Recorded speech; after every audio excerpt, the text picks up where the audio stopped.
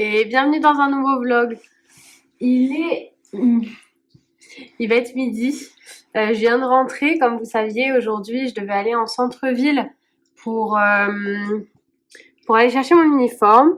Donc tout s'est bien passé, j'ai récupéré mon uniforme, je suis passée à Primark parce que la semaine prochaine, vendredi prochain plus exactement, c'est l'anniversaire de Striker, donc les choses que j'ai pas pu lui offrir à Noël, j'espérais pouvoir les trouver pour lui offrir à son anniversaire. Et je ne les ai pas trouvés. Donc le problème c'est que Striker fait une grande taille, il fait du 2XL voire du 3XL. Et donc du coup c'est compliqué de trouver sa taille ici en France. Autant à Tahiti c'est compliqué de trouver ma taille à moi. Autant en France ici c'est super compliqué de trouver sa taille à lui. On taille extrêmement petit en France. Donc pour trouver du 2XL et du 3XL, on va à Kiabi, à Gémeaux et à Primark.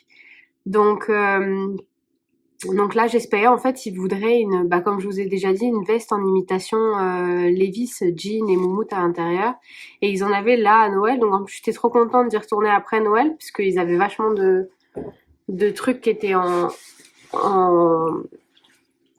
au rabais, de tous les trucs qu'ils n'avaient pas vendus à Noël. Et notamment, cette fameuse veste imitation Levi's. Et ils s'arrêtent au M. Il reste que du S, du XS et du M. Donc ça fait chier. Mais bon, j'ai récupéré mon uniforme, j'ai pris un petit peu la pluie aussi. Il y avait vachement de monde dans les transports. Là où on habite, franchement, sincèrement, c'est une grande ville de France, vraiment sérieusement. Et j'ai l'impression que même à Tahiti, les bus y passent plus souvent que d'avoir des transports. C'est les vacances scolaires. Ils ont des horaires spécifiques pour les bus pendant les vacances scolaires, avec un métro toutes les 7 minutes, un bus toutes les 20 minutes. Et je veux même pas parler du tram parce qu'ils ont des trams ici. Et je crois que j'ai jamais vu une ville où le tram passe aussi peu souvent et aussi mal desservi. Après 21h, il n'y a plus de tram.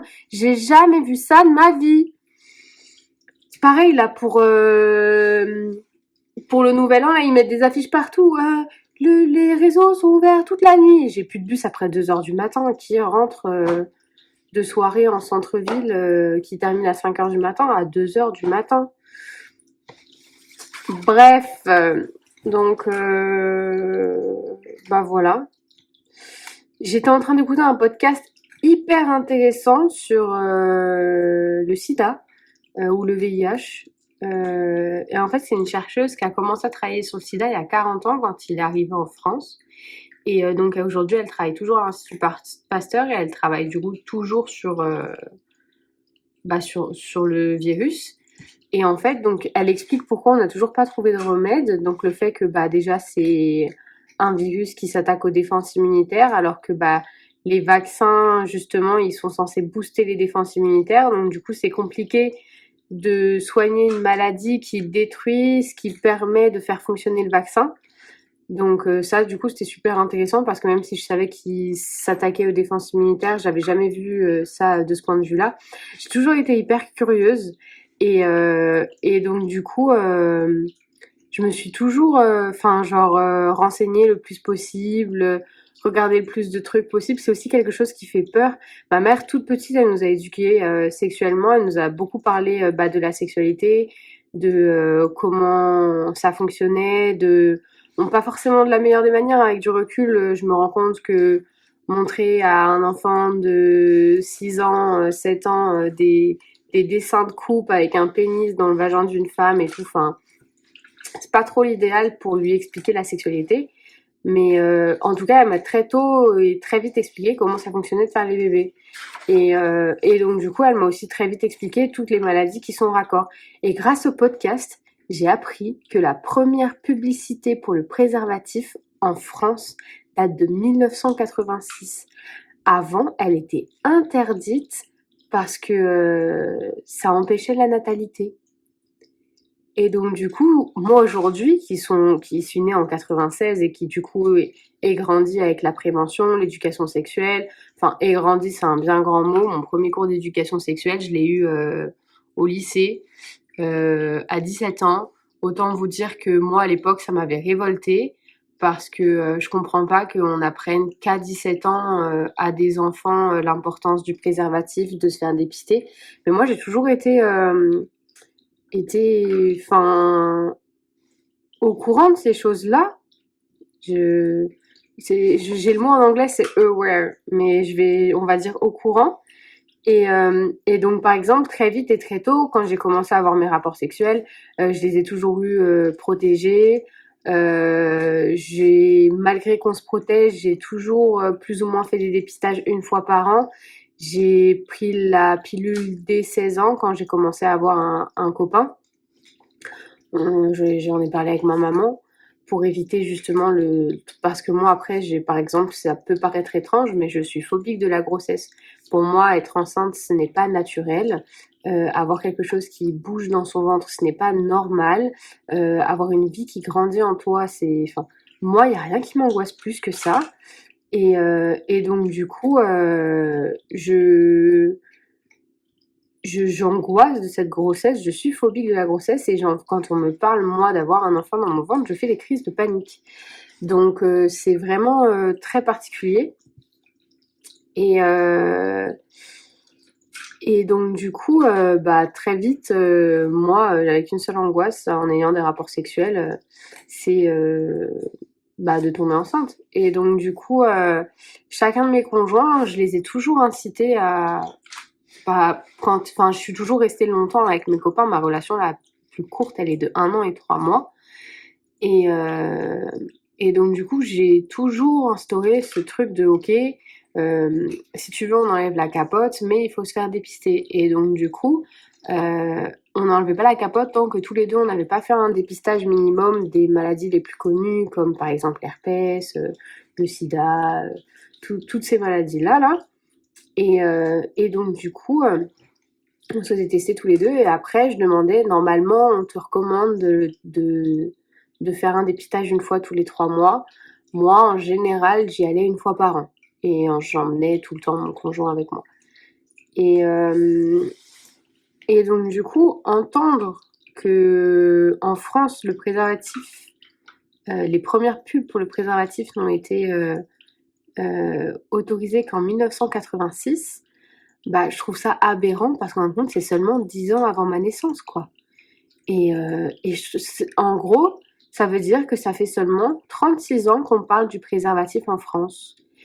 Et ça m'étonne pas qu'en fin de compte, des gens comme moi ne soient pas au courant de protection, de prévention, parce qu'en fin de compte, même à eux, on leur a pas appris en fait. La plupart de nos parents, pas la mienne par exemple, puisque la mienne ma maman et moi, on n'a que 20 ans d'écart, enfin on a 19 ans d'écart. Donc elle a un peu appris ça, mais donc du coup ses parents à elle ne le savaient pas, donc ses parents à elle n'ont pas pu lui apprendre parce que à l'époque en France, le préservatif, faire de la publicité pour le préservatif, c'était interdit et je le savais pas. Et faut savoir que c'est la même année qu'on a mis en place la vente en libre service de seringues, parce que il faut savoir qu'en vérité à l'époque, même si on parle beaucoup du fait que ce soit les homosexuels qui transmettent la maladie, que ce soit une maladie d'homosexuels, en vérité c'est une maladie qui se transmet par les fluides, notamment par le sang ou alors justement lors des rapports sexuels. Et donc du coup c'est pour ça qu'on en parle beaucoup, parce que par exemple une personne qui est atteinte du sida, lui faire un PUNI, ça va être beaucoup plus compliqué. Et si par exemple c'est un homme, on va te conseiller de lui faire une fellation avec un préservatif. Parce que justement, c'est les fluides qui font. Donc même si vous n'avez pas de rapport sexuel, si par exemple tu lui roules une pipe et que lui, il va sécréter du liquide préséminal, et donc du coup, c'est un risque de transmettre la maladie. Et à l'époque, tout ça, on ne le savait pas. Maintenant, on le sait, mais à l'époque, tout ça, on ne le savait pas.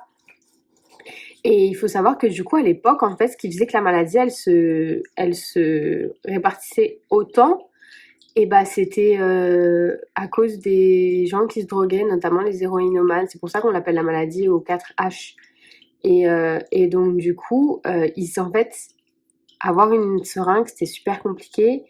Et donc, du coup, souvent, ils se les prêtaient entre eux. Et en plus, elles finissent par se boucher.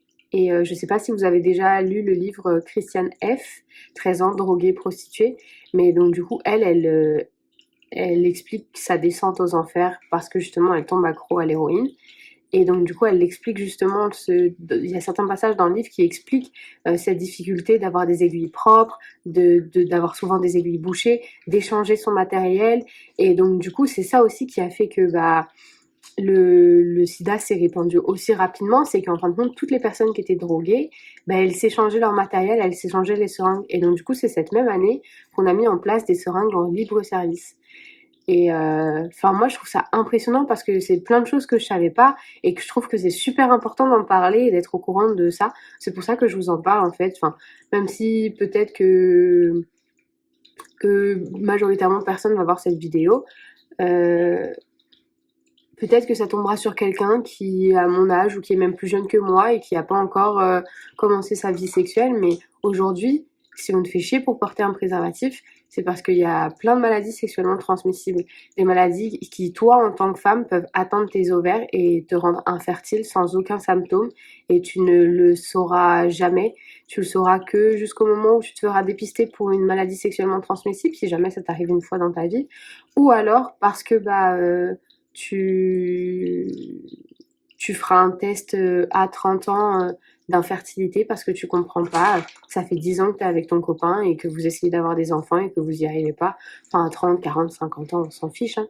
Mais donc, du coup, là, on t'apprendra que tu es stérile dû à une maladie sexuellement transmissible. Et vous, les hommes, c'est pareil. Vous avez des maladies qui peuvent vous rendre infertile. Enfin, et surtout, la pire des maladies aujourd'hui, c'est le sida parce que elle explique aussi, et je trouve ça fou, la France est un des seuls pays qui continue la recherche sur le sida. Vous voyez ce qu'on a vécu avec le Covid là, et de créer plein de trucs, de créer en vitesse un vaccin, d'en parler partout et tout. Maintenant, un an plus tard, on n'en parle plus. Et on en parle vaguement à la télé quand il y a une nouvelle vague. On vous dit attention, on te redit porte ton masque, lave-toi les mains, des trucs normaux quoi. Et en fait, ce qui est super impressionnant pour moi, c'est de me rendre compte qu'aujourd'hui, la France est un des seuls pays qui continue la recherche pour le vaccin contre le sida et que la plupart des personnes qui aujourd'hui ont le sida, on a des médicaments et des traitements phénoménaux, notamment le PrEP. On a si jamais vous vous faites agresser, si jamais vous avez un rapport sexuel considéré à risque, vous pouvez vous présenter à l'hôpital ou dans des zones anonymes pour ce genre de choses, pour demander un traitement qui vous sera donné sur 3 mois pour empêcher la maladie d'évoluer si jamais la personne qui vous a agressé ou avec qui vous avez eu ce rapport sexuel était porteuse de la maladie. Aujourd'hui, on a des médicaments qui vous permettent d'avoir des rapports sexuels avec la personne que vous aimez, même si elle est porteuse du sida, et de ne plus pouvoir porter de préservatif. La charge virale est indétectable, c'est comme ça qu'on dit. La personne est en soi toujours porteur de la maladie, puisque si elle arrête le traitement, le virus revient. Mais le traitement permet que la charge virale soit indétectable, donc ça veut dire pas inexistante, mais du moins assez pour que vous puissiez avoir un rapport sexuel avec la personne que vous aimez sans prendre le risque de lui transmettre la maladie. Ça peut vous permettre aussi de tomber enceinte et d'avoir un enfant. Et je trouve ça phénoménal de tout ce qu'on a aujourd'hui, mais encore une fois, c'est des traitements qui sont pas accessibles. Le sida aujourd'hui, il est encore hyper fort dans le monde parce qu'on n'en parle pas assez, parce que c'est passé, c'était un truc d'événement, alors que non, c'est pas comme le Covid. On n'a toujours pas trouvé de traitement contre le sida. C'est pas un simple rhume. On peut en décéder en moins de quelques mois. Et je sais pendant les vacances, les transports, c'est juste après. Mais donc du coup, désolée, c'était mon chéri. Mais donc du coup, j'ai mon équipe gratte, je sais plus ce que je disais. Mais c'était super intéressant d'entendre ça. Et si jamais vous avez jamais vu le film Philadelphia avec Tom Hanks, je vous le recommande fortement. Il est magnifique. À l'époque, il avait fait extrêmement polémique parce que c'était vachement tabou. Mais si vous l'avez jamais vu, sincèrement, je vous invite à le regarder. Vous pleurerez à la fin. On pleure tous en regardant ce film. Mais c'est un film qui est vraiment magnifique. Tom Hanks joue vraiment très très bien. Et ça, enfin ça, je peux pas vous l'expliquer. Il faut le voir en fait. Si c'est des sujets pour lesquels vous êtes curieux, qui vous touchent, que vous avez envie d'en savoir plus, ce film est magnifique. Et aussi, si jamais vous voulez vous faire dépister, mais vous savez pas où aller, vous savez pas comment faire, il y a plein de centres de dépistage anonymes et gratuits qui existent en France et qui vous permettent d'aller vous faire dépister pour tout type de maladies sexuellement transmissibles et pas que le sida. Il n'y a pas que le sida qui existe, il y a les chlamydia, il y a l'herpès qui peut être aussi bien buccal que génital. Parce que oui, le bouton de fièvre que vous avez à côté de la bouche qui apparaît quand vous êtes fatigué ou que vous êtes stressé ou que ça va pas ou que vous avez des carences, et bah ce bouton de fièvre qui apparaît est une maladie sexuellement transmissible et aussi bien qui peut être buccal ou génital. Donc, enfin, c'est plein de trucs dont on vous parle pas forcément, dont on nous parle pas forcément, puisque même moi aujourd'hui, en repas de famille, on parle pas de maladies sexuellement transmissibles autour de la table. Euh, je me rappelle même pas que ce soit un sujet véritablement concret que j'ai abordé avec ma maman. Ma maman m'a fortement sensibilisée à la sexualité, mais très peu aux maladies sexuellement transmissibles. Et écoutez, enfin, en fait, j'étais dans le bus et je commençais à me sentir malade puisque je suis malade en transport. Et je me suis dit, ok, ma playlist était finie. Je me suis dit, ok, ben, je vais lancer un podcast et j'ai ouvert ma playlist avec vos épisodes. Donc Spotify sélectionne des épisodes de podcast que j'ai commencé ou que j'ai pas terminé ou des podcasts qui pourraient éventuellement m'intéresser. Et donc du coup, j'ai vu bah, ça et je me suis dit, allez, j'ai vu 30 minutes. C'est le temps qu'il me fallait pour rentrer chez moi. Donc je me suis dit, allez. Et en fait, ça a été super important pour moi. Même aujourd'hui, quand on parle d'éducation sexuelle, je trouve qu'on parle encore très peu du préservatif et des maladies sexuellement transmissibles. Aujourd'hui, toutes les personnes que je connais ne se protègent pas lors des rapports sexuels, que ce soit aussi bien au niveau de la trentaine qu'au niveau de la quinzaine. Je sais que le préservatif, c'est chiant. Je sais que le préservatif, bah, ça enlève des sensations. On aimerait tous ne pas avoir besoin d'utiliser le préservatif pour avoir des rapports sexuels, hein, rassurez-vous. Mais aujourd'hui, il n'y a que le préservatif qui est fiable à 99% pour vous protéger, pour vous empêcher de tomber enceinte. Je dis bien 99%, ne vous faites pas avoir comme Ross. et, euh, et c'est le seul qui est à 100%, enfin à 100%, on va dire à 99%, efficace contre les maladies sexuellement transmissibles. Parce que vous soyez sous stérilet, sous pilule, que votre copain aussi il ait les systèmes là thermorégulateurs pour qu'ils produisent plus de spermatozoïdes, parce qu'il existe aussi de la contraception pour les hommes. On n'en parle pas assez, mais nous n'avons pas que nous les femmes devoir à imposer des crises d'hormones à notre corps. La pilule pour hommes n'est pas encore arrivée à bout et n'a pas remporté un franc succès, mais néanmoins il existe des petits anneaux que les hommes peuvent glisser autour de leur boule et qui fait que la température de leurs testicules baisse et donc du coup ils ne produisent plus de spermatozoïdes ou plus assez suffisamment pour pouvoir bah, enfanter, avoir des enfants. Donc oui, aujourd'hui on est au 21e siècle, il y a de nombreuses choses qui existent et je trouve qu'on n'en parle pas assez.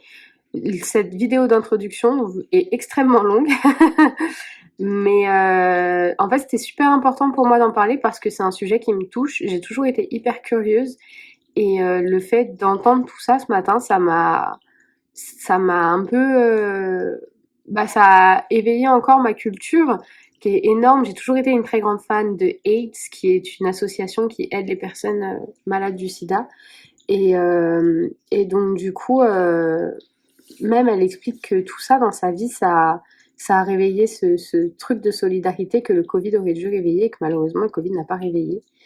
Et en tout cas, c'est ce qu'elle dit dans l'interview, mais c'était hyper intéressant.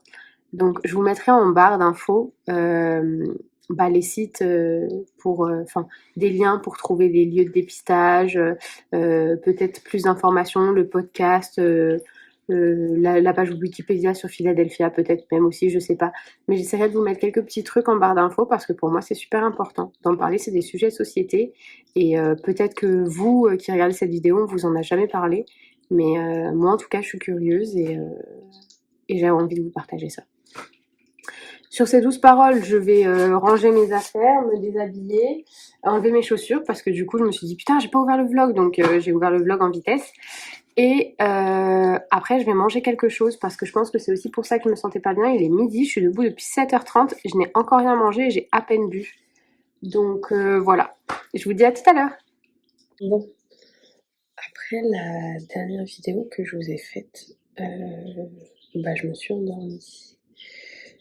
Donc j'étais vraiment trop fatiguée. J'ai commencé à regarder des vidéos sur YouTube et j'avais froid, j'arrivais pas à me réchauffer, donc je me suis endormie.